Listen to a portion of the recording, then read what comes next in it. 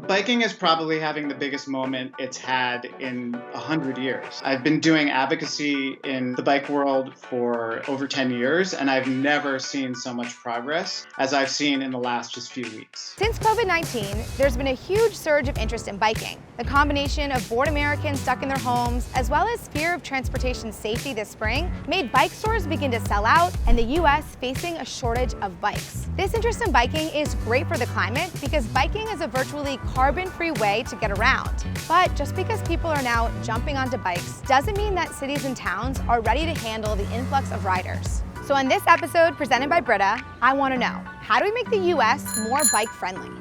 To find out, I'm going to connect with biking advocate Doug Gordon. Then I'll talk to Shabazz Stuart, the founder of Oonee, a bike parking startup. This is New York's first permanent secure bike parking facility. I'm Lucy Biggers, and this is One Small Step.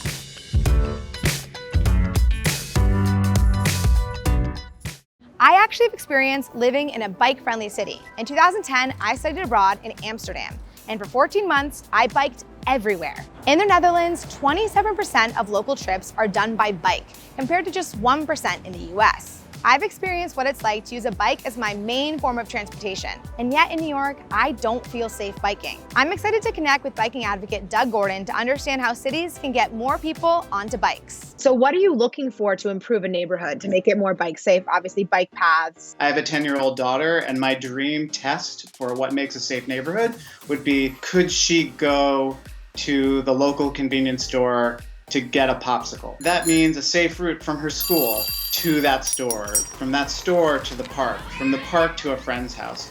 So that also means really great places for her to park her bike. Slow traffic speeds are a huge part of that. I think you need to make cycling as natural a choice for people as walking. You know, we don't question when we leave our apartments that there's going to be a sidewalk right outside. We need those things for cyclists to make it sort of the default choice, so that it's walking, cycling, transit, and way down the list, if you absolutely have to, is driving. Over the past 3 decades, New York City has greatly invested in bike infrastructure, including 1,250 miles of bike lanes, on which 510,000 cycling trips are made every day. This investment has worked. There's now 5 times the amount of New Yorkers biking on their daily commute compared to 1980, but we still have room for improvement. In a city with over 8 million people, less than 800,000 adults say they get on a bike at least several times a month. Doug's dream of having his daughter safely bike to a grocery store is still not a reality. If you take a look at this map, you can see that you can go 10 blocks without a protected bike lane.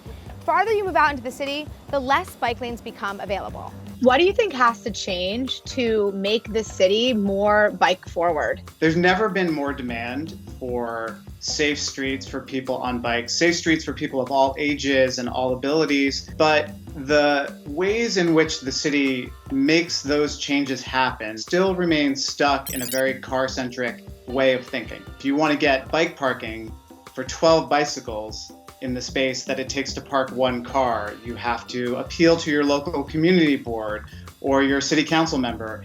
And that process can take 6 months, it can take 2 years, when in reality, the city could just decide we want to provide bicycle parking and overnight switch that. When it comes to improving bike infrastructure, parking is key. This green and gray structure behind me is an Oonee pod, which provides secure and free parking to New York City bikers. Founder Shabazz Stuart started Oonee because he understands that not having a secure place to hold your bike is a huge deterrent for bikers. You know, what I've been trying to tell New York City is, look, if we're gonna get people on their bikes, if people are really gonna regard this as convenient, fast, reliable, and effective, then we need a secure, protected bike parking system across the city with dozens and dozens, if not hundreds of structures. The idea was that how do we create an experience that's seamless, that's easy to use for the cyclist, but also one that is easy to maintain. It's fully illuminated during the evening hours. Light and air does come through, so it's ventilated. There's power for e-bikes, and there's a pump to take in what I think has normally been associated with this kind of like Wild West-like experience and turn it into something that's really convenient, easy to use. 400 people on a regular basis use the pod. Most people leave their bikes in for under a day. 8 to 16 hours is our most common duration set.